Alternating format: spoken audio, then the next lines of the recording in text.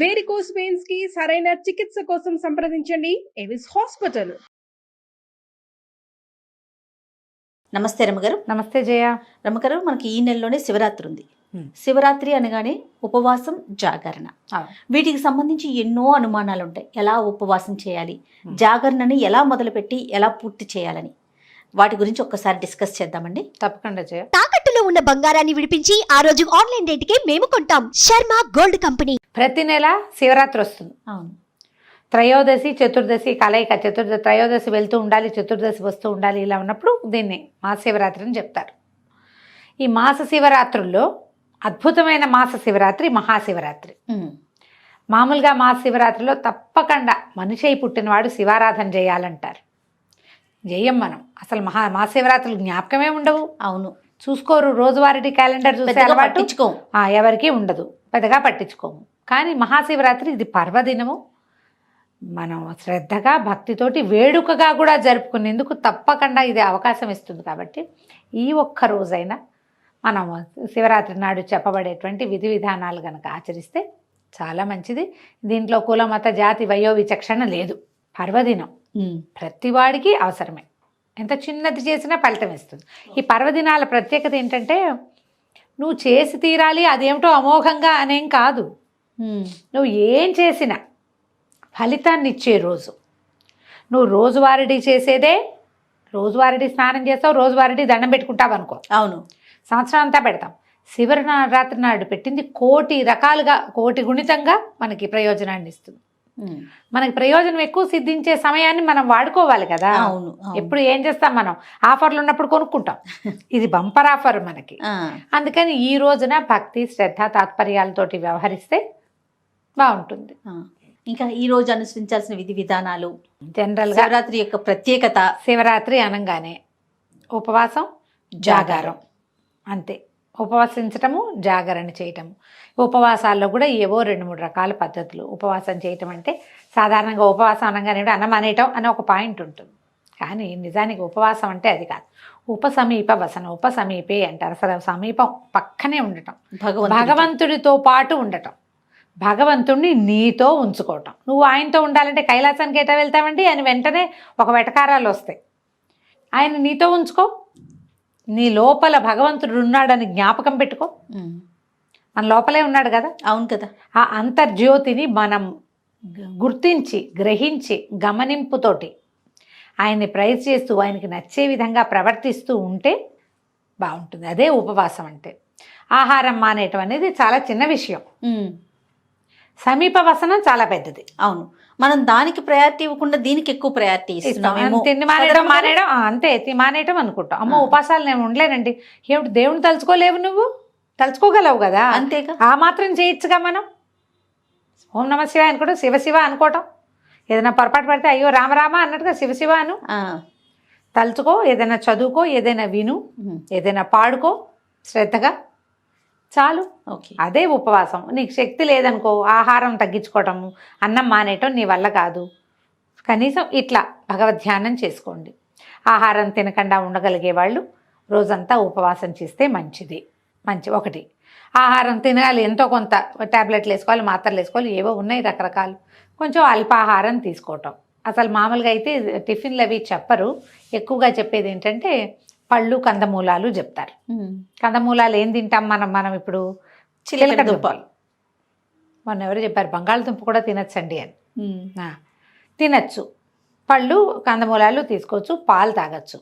మజ్జిగ సాధారణంగా చెప్పరు.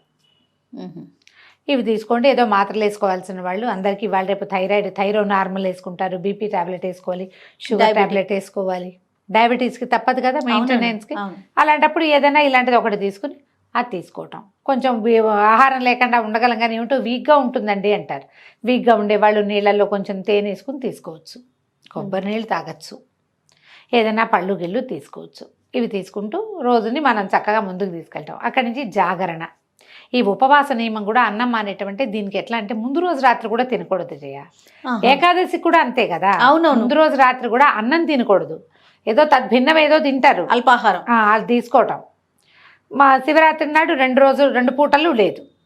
మరుసటి రోజు ఉదయం భోజనం చేయొచ్చు. స్నానం చేసి పూజా విధానం చూసుకుని ఏదైనా దేవాలయానికి వెళ్ళదలుచుకుంటే వెళ్ళొచ్చి ఆహార స్వీకారం చేయొచ్చు.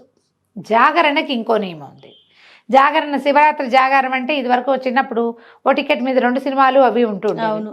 సినిమా చూడడము, టీవీ చూడడము, టీవీలో కూడా బోల్డ్ సినిమాలు వేస్తుంటారు. ఏమిటో అది కాదేమో అని అనిపిస్తుంది జయ. కానీ ఇంకోలా చేయండి అని ఏం చెప్తాము? శివనామస్మరణ చేయండి, హరికథలు వినండి, ఎక్కడ ఏదైనా చదువుకోండి అంటే నిద్ర వస్తుంది. అవును, నిద్ర వస్తుంది. సినిమా ఉంటే ఏదో కొంచెం ఇంట్రెస్టింగ్, అది కూడా ఏదైనా భక్తి సినిమా ఉంటే కొంచెం కొంత సూక్ష్మంలో మోక్షం అంతే అంతే. అవకాశం ఉంటే ఏదో సినిమా చూసి జాగారం చేయటం. అక్కడి నుంచి మర్నాడు సాయంకాలం దాకా నిద్రపోకూడదు. ఏకాదశి ద్వాదశి నియమాల్లో నేను చెప్తాను కాదు ఇది. ఎలాగా మనం ఏకాదశి నాడు జాగారం చేస్తే, జాగారమే కాదు ఉపవాసం చేసినా ద్వాదశి నాడు పగలు పడుకోకూడదు. అవును, చుక్కలు చూడాలి. అవును. ఈ శివరాత్రి కూడా అంతే. శివరాత్రి కూడా ఇది నియమం.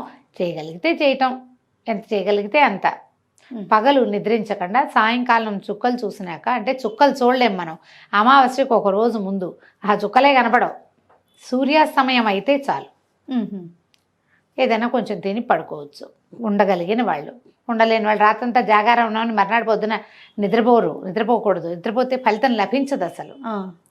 మనం ఆ జాగారం చేయలేము, ఏదో కొంతమందికి చేస్తాం. లింగోద్భవ కాలం వరకు చేస్తే కనీసం అర్ధరాత్రి 12:30-1 గంటకి దాకా మనం శివారాధన చేసుకుని ఎక్కడైనా దేవాలయంలో డబ్బులు కట్టాము, అక్కడేమో ఇది చేస్తారు, ఏకాదశి రుద్రాభిషేకం చేస్తారు, భస్మాభిషేకాలు చేస్తారు. అక్కడికి వెళ్ళే దర్శనం సేవ చేసుకున్నాం, ఇంటికి వచ్చి శివ నా వల్ల ఇంతే అవుతుందని దండం పెట్టుకుని నిద్రపోవచ్చు.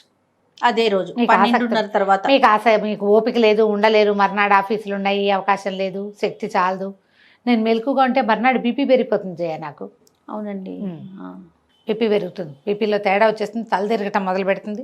అంతవరకు ఉండలేరు మీరు. నేను ఉండలేని వాళ్ళు ఇక ఇది మార్గం. ఉండగలిగే వాళ్ళు మీ అవకాశాలను బట్టి ఉండటం. ఇట్లా శివరాత్రి విధి విధానాలు ఇవి. ఆ రోజు పడుకోవచ్చారమ్మగారు? ఏ రోజు? శివరాత్రి రోజు. ఆ రోజు కూడా అసలు పడుకోకూడదు కదా? శివరాత్రి నాడు పడుకోంగా. అదే పగలు పడుకోకూడదు. పగలు లేదు, ఏ పర్వదినాల్లోనూ పగళ్ళు నిద్ర మంచిది కాదు. ఎట్లా చేయగలిగితే ఎట్లా. దీంతో పాటుగా ఈ రోజున పోట్లాటలు, యుద్ధాలు, గొడవలు, తగాదాల్లోకి దిగద్దు. ఇతరులని దూషించకండి. ఏదైనా ఒక ప్రోగ్రాం వస్తే అర్జెంటుది నెక్స్ట్ డేకి వాయిదా వేయండి దాన్ని. పర్వదినాన ప్రతి ప్రాణి శివమయమేనని గ్రహించండి. అందరూ మనలాగా పుట్టిన వాళ్ళే, ఏవో వేషాలు మార్పు. ప్రతి వాళ్ళలోనూ నాలో ఉన్నట్టే శివుడు ఉన్నాడు అని శివుణ్ణి గుర్తించే ప్రయత్నమే చేయాలి.